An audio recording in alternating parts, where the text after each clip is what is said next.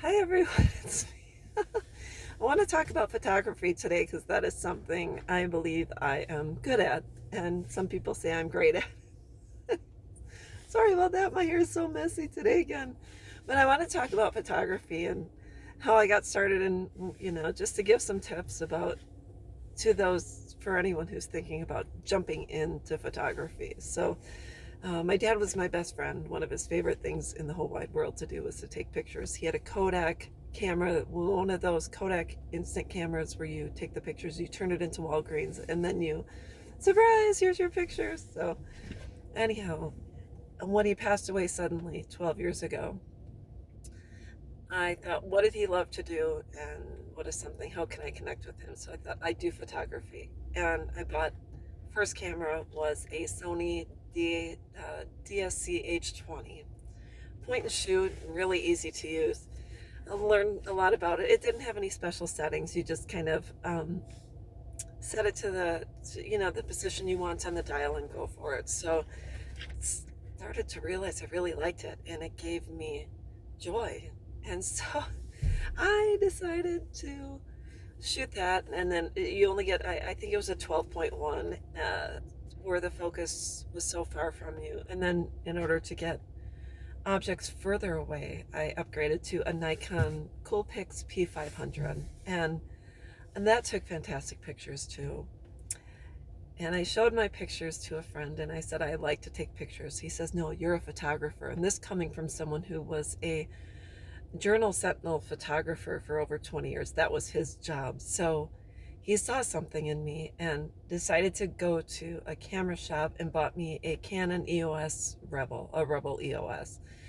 Just probably one of the first ones they made with a basic lens. And the lens is one that you take on and off, and it has settings, and you got to go into the camera and adjust your aperture and f-stop and all that fun stuff. So over time I learned from him, and it was really exciting, and I got amazing photos, and he loaned me a macro lens, and I got shots with bumblebees, the hair on a bumblebee and the droplet on a flower, and it just, it grew into something really special. And then over time, I over the past 12 years, I've taken over 1 million photos. I'm not saying they're all fantastic shots, but I feel I've had what I've called some money shots, and I'm I do a lot of photography when it comes to um, birds and things like that. So I like to capture pictures of birds. And so anyhow, I want to talk about how not only when I started, I thought, well, I'm going to start small. And I did. And I learned about cameras, and I learned about settings. And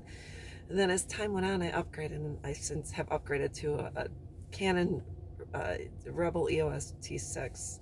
I don't know which way you put it, but anyways, I have since upgraded and learned a lot about photography and settings, and it's interesting. And then as you jump into it, and as you want to shoot more in depth or with more macro or close-ups and things like that, you kind of learn that you need different lenses. But lenses can range anywhere. You can get them on eBay anywhere from $30 to tens of thousands of dollars for these huge lenses that some of the best photographers use, and that's normally for business. So all I know is that it's an expensive hobby.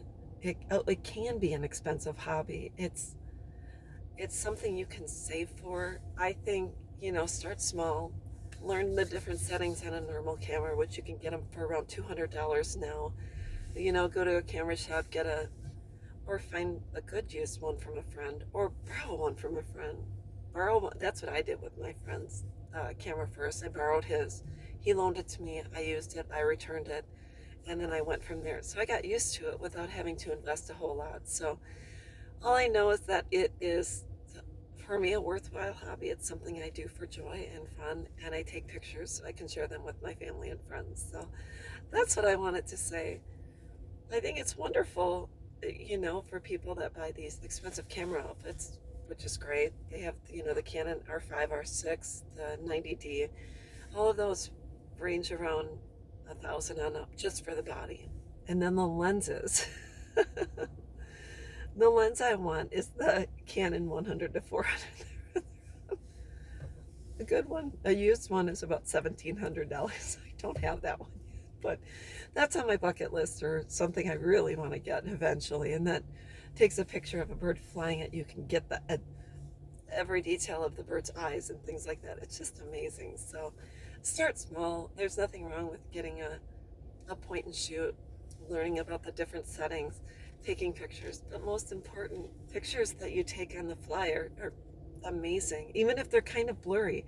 Also, if you shoot in, it's called RAW. You can shoot JPEG, which is a normal file, or RAW, which is a different type of a file. But there are programs you can find on the computer where you can sharpen your raw photos and make them crystal clear. That's another.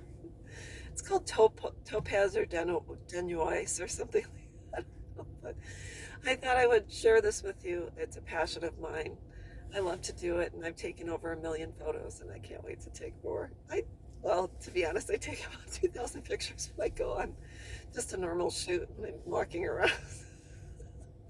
So anyways, I'll be back. I hope you guys enjoyed this, and I'll talk with you soon. Bye-bye.